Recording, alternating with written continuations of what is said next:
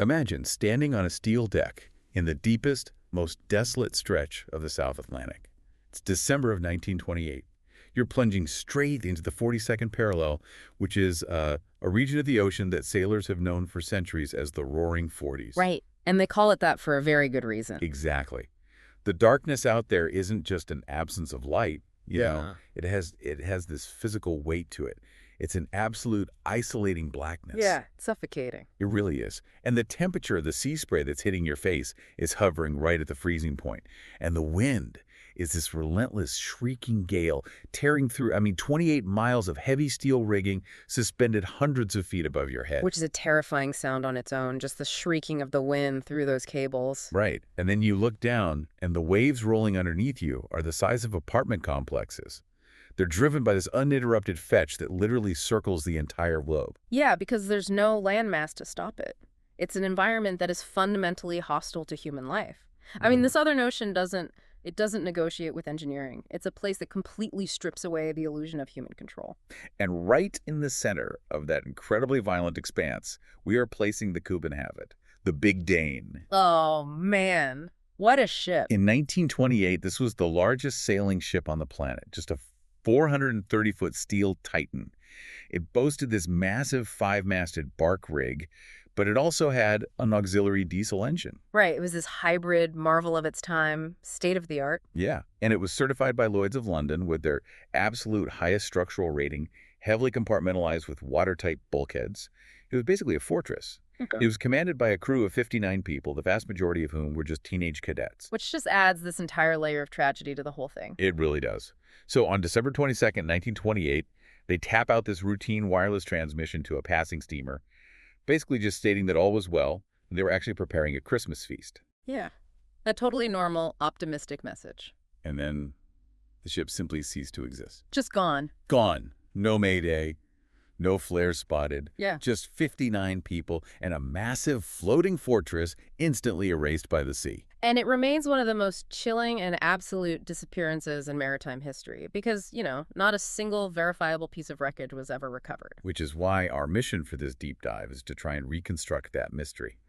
We're pulling directly from the East Asiatic Company's archival blueprints, the 1929 Maritime Inquiry transcripts, contemporary meteorological data, and the original Lloyd's registry documents. We really need to examine the mechanical hubris that built this behemoth, right? And the physics of its fatal voyage. Yes, and ultimately the terrifying realities of what actually happens when the ocean decides to swallow a 4,000-ton Leviathan completely whole. Well, to understand the sheer scale of this disaster, you really have to look at the genesis of the ship itself. The København was not just a commercial freighter. Right, it was a statement. Exactly. It was a philosophical statement made of steel. It was commissioned by the Danish East Asiatic Company, which was founded by this incredibly ambitious guy, Hans Niels Andersen. And by the early 20th century, commercial sailing was largely considered a dead technology, wasn't it? Yeah, totally superseded by coal-fired steam engines. Everyone was moving to steam. But Andersen was looking past steam. He recognized that coal was inefficient and logistically just really heavy. So he was heavily invested in early marine diesel technology. Right, he was way ahead of his time there. Yeah, back in 1912, his company launched the MS Selandia, which was the world's first ocean-going diesel motor ship. It totally revolutionized maritime trade. They actually called them phantom ships because they didn't have those massive smokestacks and the trailing set of the steamers. Which is incredible. Andersen was essentially architecting the modern shipping industry as we know it. But that creates this really fascinating contradiction when you look at the København. Right, because here he is pioneering the internal combustion engine on the high seas, yet he fiercely maintains that the officers commanding these modern diesel fleets cannot learn their trade by simply managing a throttle. Right, he thought they were getting soft. Exactly. He believed the internal combustion engine insulated sailors from the ocean, creating this dangerous complacency. To his mind, to truly master a ship, an officer first had to be broken by the wind. They had to learn the hard way. Yeah, they had to master the unpredictable, brutal mechanics of a square-rigged sailing vessel before they were allowed anywhere near a diesel engine. I mean, I see the logic, but applying it at this scale borders on romantic extremism. It's like demanding that an airline pilot master a canvas biplane in a hurricane Mm. before they are permitted to fly a commercial jet. But that is a perfect analogy. It's an insane requirement by modern standards. But Anderson's insistence on this massive sail training ship wasn't just born out of maritime tradition. It was actually forged in a very specific, very dark corporate trauma. The company was haunted by the ghost of a previous ship, the Jorg stage. Yeah, the Jorg stage incident is critical context for why the København was designed the way it was. So in 1905, the East Asiatic Company operated an older, much smaller training ship by that name. Right. And like most traditional sailing vessels of the 19th century, it was built with a wooden hull and an open internal hold. Meaning there were no watertight compartments. Exactly. There were no transverse watertight bulkheads. The structural integrity relied entirely on the continuous shell of the hull. Which is obviously catastrophic if that shell is breached. Oh, completely. And that's what happened. In heavy fog, a British steamer accidentally rammed the Jorg stage while she was at anchor in the Copenhagen harbor. Oh, man. Just sitting there. Right. And the iron bow of the steamer sliced completely through the wooden timbers of the training ship. And because there were no internal subdivisions to contain the flooding, the ocean just rushed the entire length of the hold. It must have gone down so fast. She sank in less than 3 minutes. 3 minutes, wow. Yeah, taking 22 young cadets down with her, just an absolute nightmare. And the psychological scar that left on Anderson and the whole Danish maritime community that dictated every single blueprint drafted for the København. They approached the construction of the København not just as shipbuilders, but as men trying to engineer an absolute defense against their own worst nightmare. Right. They weren't going to trust wood anymore, and they certainly weren't going to trust an open hold. No, they designed a fortress. They wanted something the ocean couldn't touch. Let's look at the actual specifications from the Ramage & Ferguson shipyard in Scotland where she was built. Because the scale is just, it's intimidating. It's massive. The København measured 430 feet from bow to stern. Just huge. And we're talking about a vessel boasting 56,000 square feet of canvas. The sails alone weighed over 8 tons. 8 tons of fabric just hanging in the air. Yeah. And to manage the aerodynamic load of that canvas, the ship was fitted with 28 miles of rigging. 28 miles. It's hard to even picture that. Right. You had this thick, galvanized steel wire for the standing rigging just to keep the mast upright, and then miles and miles of manila rope for the running rigging to trim the sails. And those masts were colossal, too. The main mast towered 197 feet above the keel. That's a skyscraper. Basically, yeah. It's essentially a 20-story building swaying back and forth over a violent sea. The kinetic energy generated by the wind hitting that much canvas and transferring down into the hull, it requires an incredibly rigid structural spine. Which is why the hull was constructed of heavy, riveted steel plates. Yeah. But the true response to the Jorg stage trauma was the internal compartmentalization. Right, the bulkheads. Exactly. The builders integrated a series of transverse steel bulkheads, these heavy, watertight walls that divided the interior of the ship into separate, sealed sections. The engineering principle there is sound, right? Because if you strike a submerged object or get rammed in the fog again, only the breached compartment floods. Right. The surrounding bulkheads hold back the pressure, and that maintains enough buoyancy to keep the ship afloat, at least in theory. And the Lloyds of London surveyors scrutinized this design thoroughly. In the 1920s, a 100A1 rating wasn't just, handed out casually. No, you had to earn it. Yeah, it required rigorous metallurgical testing of the rivets and hydrostatic testing of those bulkheads. Lloyd certified the København as structurally flawless. Flawless.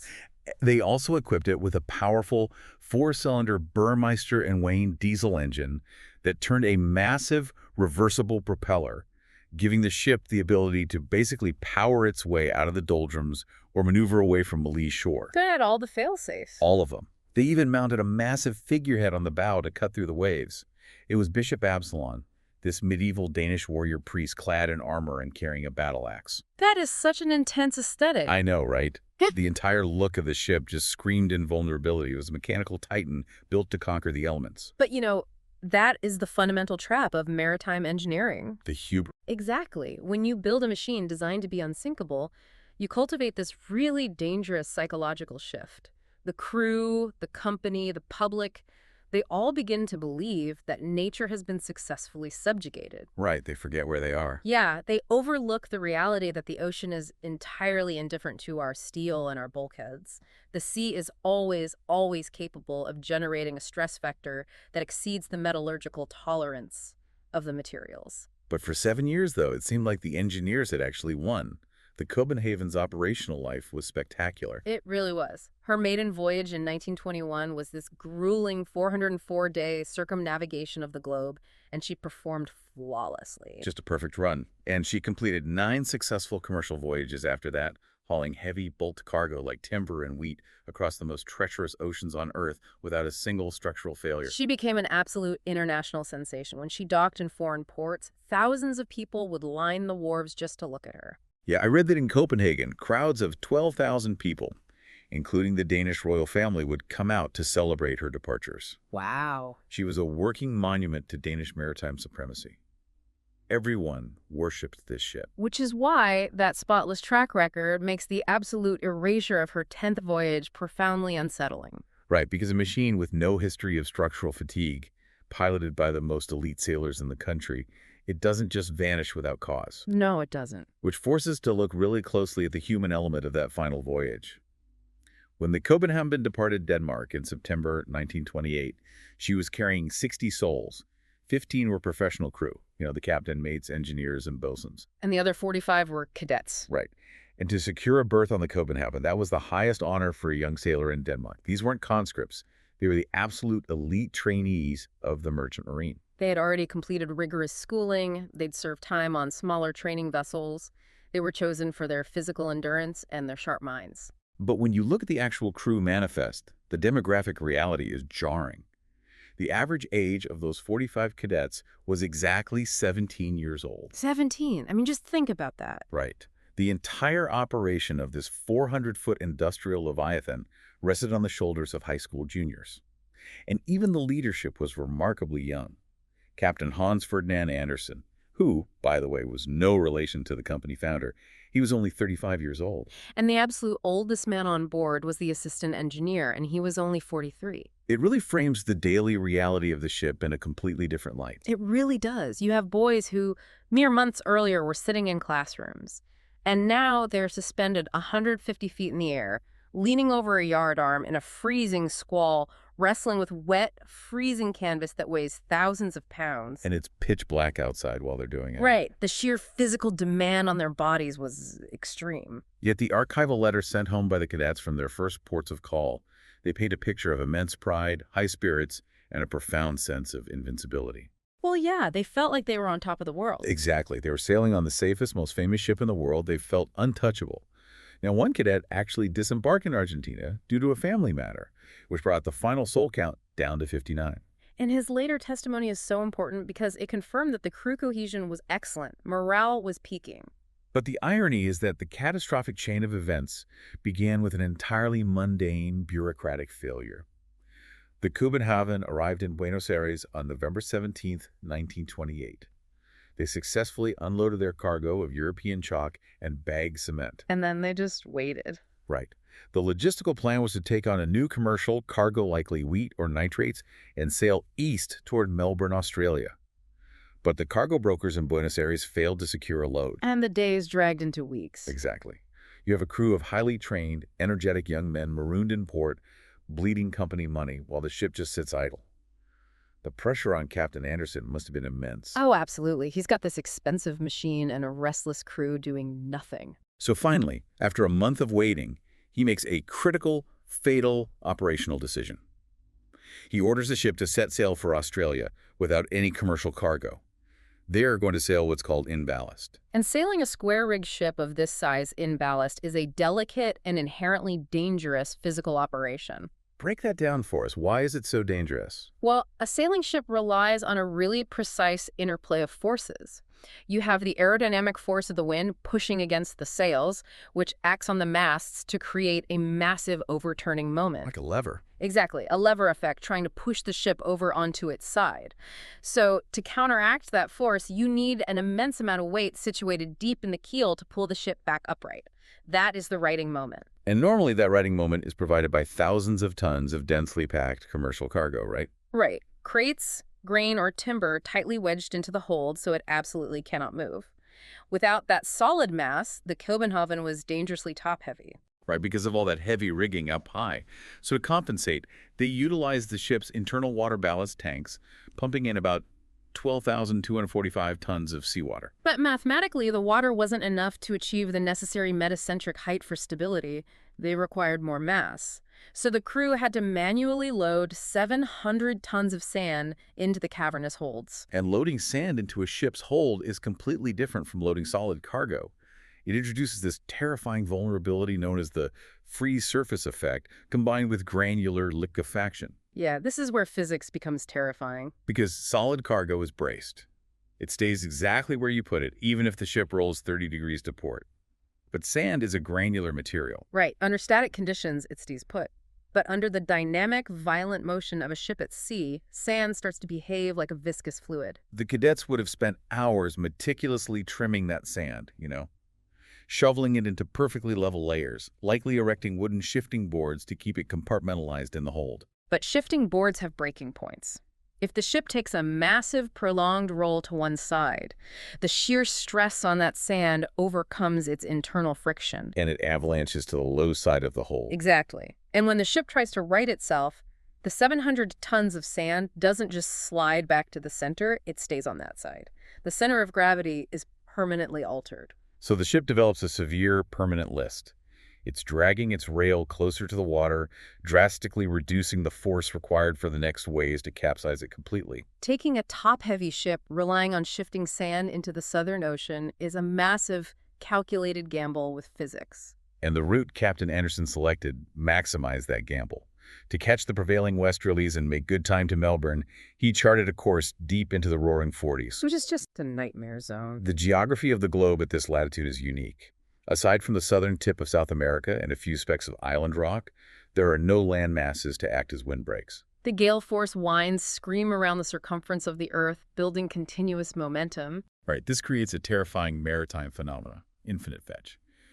The waves here aren't just generated by local storms. They are the accumulated kinetic energy of storms thousands of miles away, building into these massive, steep, perpetual swells. It's basically an ocean made of moving mountains. So the København leaves Buenos Aires on December 14, 1928, riding on 700 tons of shifting sand, heading straight into this meat grinder. And for the first week, the maritime logs of other vessels in the area suggest typical heavy weather, but nothing completely anomalous for that region. Which brings us to December 22nd. The København is approximately 900 miles west of the Tristan da Cunha archipelago, which is this deeply isolated volcanic chain in the middle of the South Atlantic. Right, middle of nowhere? They come into wireless range of the William Bloomer, a Norwegian steamer.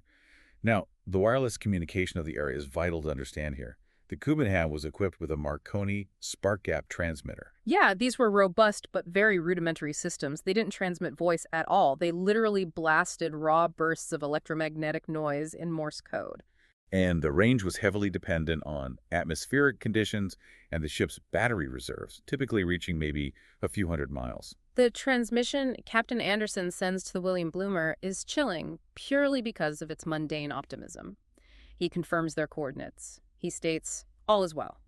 Right. He notes the crew is in high spirits, preparing a feast for Christmas. They're sailing out of the bitter cold and looking forward to reaching the Australian summer. Just a normal update. The Norwegian operator acknowledges the message. Later that evening, the operator on the William Bloomer keys his transmitter to hail the København again for a routine check-in. And he listens to the receiver, but there's nothing. Just the static of the ionosphere. Nothing but silence. And the suddenness of the silence is the core of the horror. As we established, the København was built to withstand catastrophic damage. Right, the bulkheads. If the ship struck a reef or an iceberg and breached a forward compartment, the bulkheads would seal the flooding. The ship might settle lower in the water, but it would not sink immediately. It would take hours. Giving the crew ample time to deploy the lifeboats. And more importantly, it gives the radio operator time to send out a distress signal, the standard SOS, that takes less than 10 seconds on a telegraph key. 10 seconds, that's all you need. Even if the main generator's flooded, the ship had emergency battery backups located high in the superstructure, specifically to power the radio in a sinking scenario. Which means The fact that no SOS was ever transmitted dictates a singular, horrifying conclusion. It had to be instantaneous. Exactly. Whatever catastrophic event struck the København in the dark that night, it was instantaneous. It was an event of such overwhelming kinetic violence that it neutralized a 400-foot steel ship before a man could reach across a desk and press a button. The East Asiatic Company didn't realize the ship was gone for months. Sailing ships routinely went silent to conserve battery, or because the atmospheric skip distance for the radio waves was just poor. So they didn't panic right away. No. The executives in Denmark assumed Andersen was just fighting headwinds and would arrive in Melbourne late. But as January turned to February, and February to March, the corporate denial finally fractured. The insurance underwriters at Lloyd's definitely began to panic. Yeah, they were on the hook. By April 1929, the East Asiatic Company chartered a motor vessel, the Mexico, to sail the exact route, while the British Royal Navy actually dispatched cruisers to scour the Southern Ocean. They were looking for an immense amount of material, because when a ship that size goes down, it doesn't sink cleanly. It leaves a massive debris field. Right. You've got 8 tons of canvas, thousands of feet of wooden decking, lifeboats, wooden spars, and the personal effects of 59 people. But the ocean was entirely empty. Nothing. And the sheer absence of evidence creates this psychological vacuum. And into that vacuum steps one of the most chilling eyewitness accounts in maritime history. The story basically shifts from an engineering failure to a pure ghost story. Oh, this part is so eerie. It happened on the island of Tristan da Cunha. Right. On January 21st, 1929, so this is exactly 1 month after the final radio transmission, a local missionary on the island was observing the ocean through a high-powered spyglass. And the weather was atrocious, right? Oh, terrible. A severe gale was blowing, creating a heavy sea state and this thick driving mist.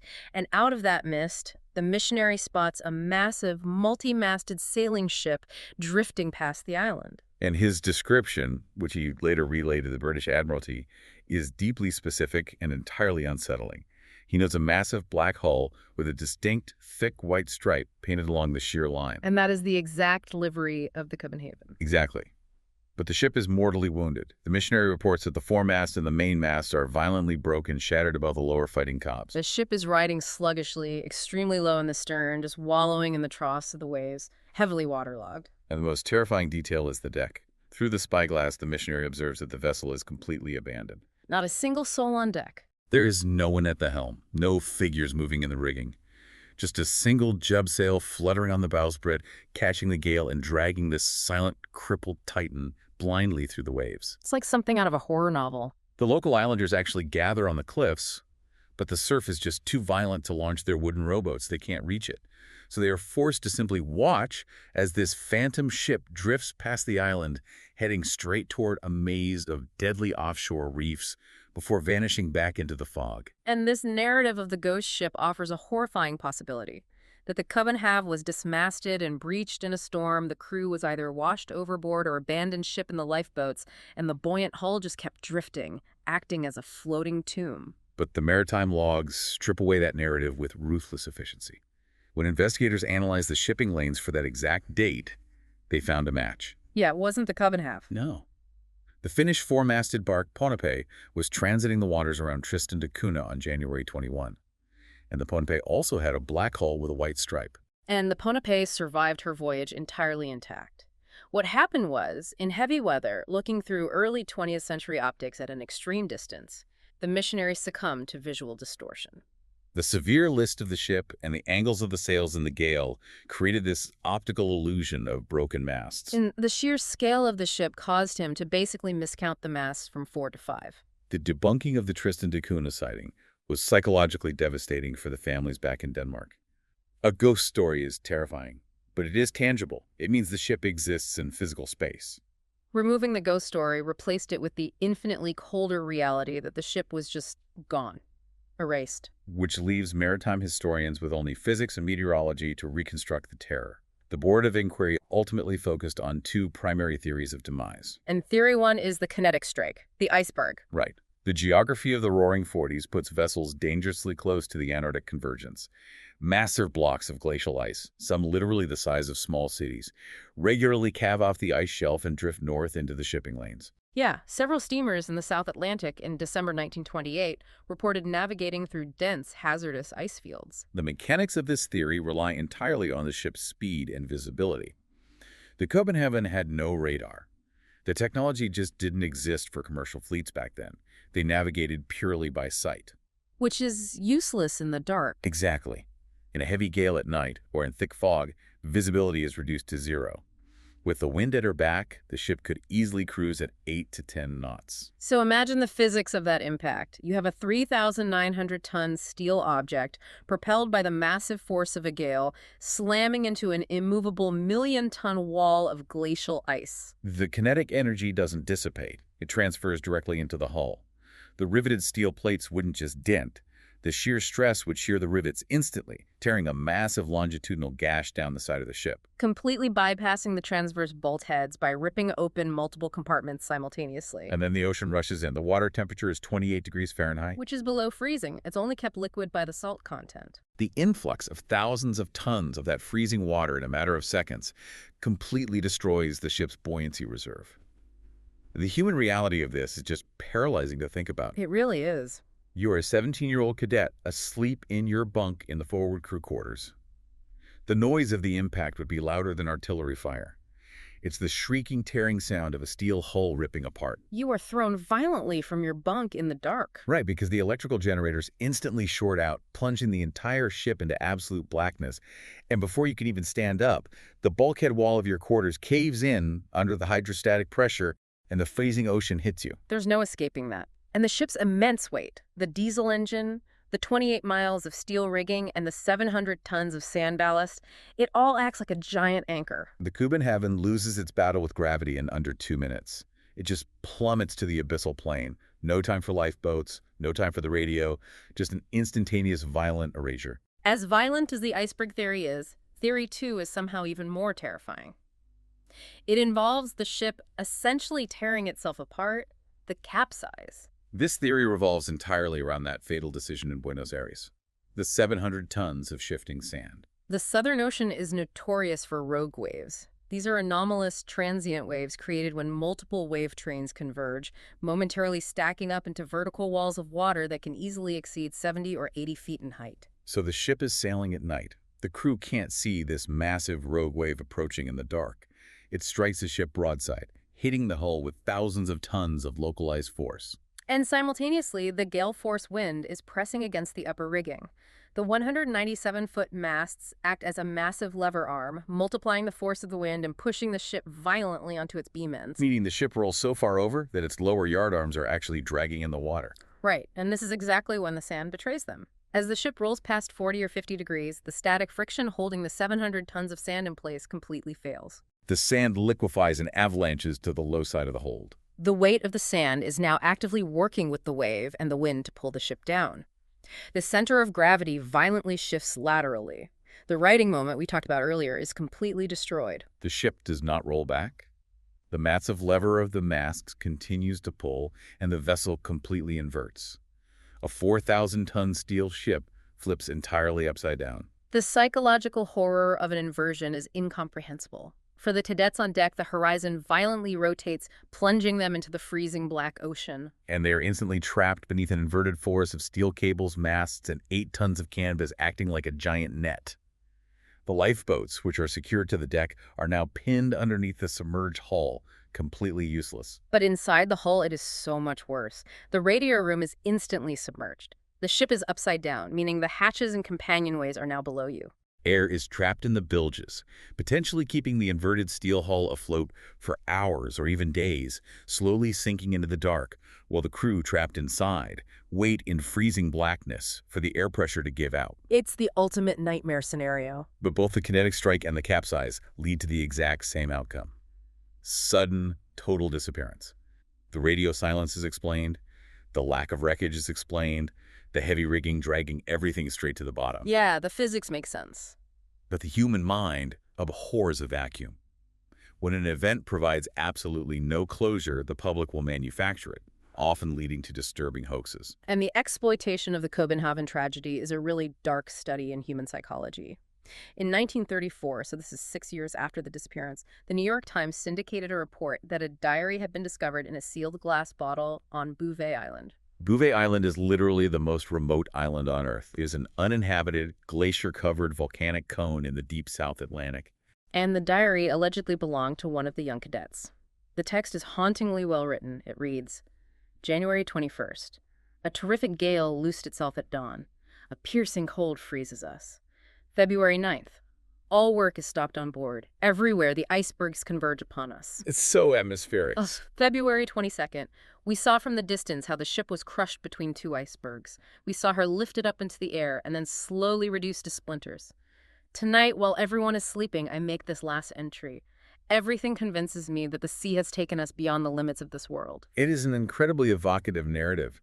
It gives the families exactly what they craved, a timeline, an explanation, and a final testament of bravery from their sons. But the investigators at the East Asiatic Company recognized the prose. The text wasn't the desperate scrawl of a dying teenager. It was plagiarized. A hoaxer had literally lifted passages from a serialized Spanish fiction novel, translated them, stuffed them in a bottle, and planted it for the press to find. To weaponize the grief of mothers who had lost their 17-year-old sons just to execute a literary prank, it is profoundly cruel. It really is. Yeah. But the public's eagerness to believe it demonstrates how desperate we are to impose a narrative structure on random violence. And the following year, in 1935, another legend emerged, this time from the skeleton coast of Namibia. Right. Now, the geography of the skeleton coast is brutal. It's where the scorching dunes of the Namib Desert crash directly into the freezing, violent currents of the Atlantic. The report claimed that prospectors found a half-buried lifeboat in the dunes. And inside and scattered around the sand were the skeletal remains of several humans, along with shredded scraps of canvas bearing the stenciled name København. This account introduces the absolute bleakest survival theory. What if the ship capsized, but one lifeboat managed to float free? Oh, man. What if a handful of young men drifted in the equatorial currents for thousands of miles, suffering scurvy, dehydration, and severe sun exposure, only to finally reach land, only to realize they had washed up on a waterless, inescapable desert where they slowly baked to death in the sand? It's horrifying. But the East Asiatic Company dispatched investigators, and the location was allegedly swallowed by shifting dunes. No remains were ever officially brought back for forensic analysis. So it remains an unverified legend, just another shadow in the fog, proving only that the ocean kept its secret. The København really represents the apex of a specific era of maritime tragedy. It was the era of the true ghost ship. Which makes me think about how the architecture of maritime mystery has evolved today. We look at a story like the København, and we comfort ourselves by looking at our modern dashboards. Right, our screens and sensors. Today, commercial ships are equipped with AIS automatic identification systems. They ping their GPS coordinates to orbital satellites every few seconds. We have thermal imaging, EPIRB distress beacons, and global radar nets. We have essentially convinced ourselves that the era of the ghost ship is dead, that the ocean has been fully illuminated by technology. We rely on the continuous data stream to prove that we have conquered the environment. We believe that if a massive steel object is on the ocean, we will see it. But that is the exact same hubris that built the watertight bulkheads of the København. We think our satellites have mapped the dark, just like they thought their steel could withstand the ice. But then you look at Malaysia Airlines, Flight 370, a massive modern machine packed with state-of-the-art technology that simply vanished into the southern Indian Ocean. We spent hundreds of millions of dollars dragging sonar arrays across the abyssal plain, and we found nothing. The technology failed, and the ocean swallowed it whole. It proves that the vastness of the sea hasn't changed, only our perception of it. So, next time you are standing on a shoreline looking out at the horizon, consider the terrifying scale of what lies beneath that surface. We may track ships with lasers from space, but the ocean remains an indifferent, untamable void. And the ultimate horror is realizing that no matter what era we live in, the sea is still deep enough and dark enough to erase a titan from existence and never give it back.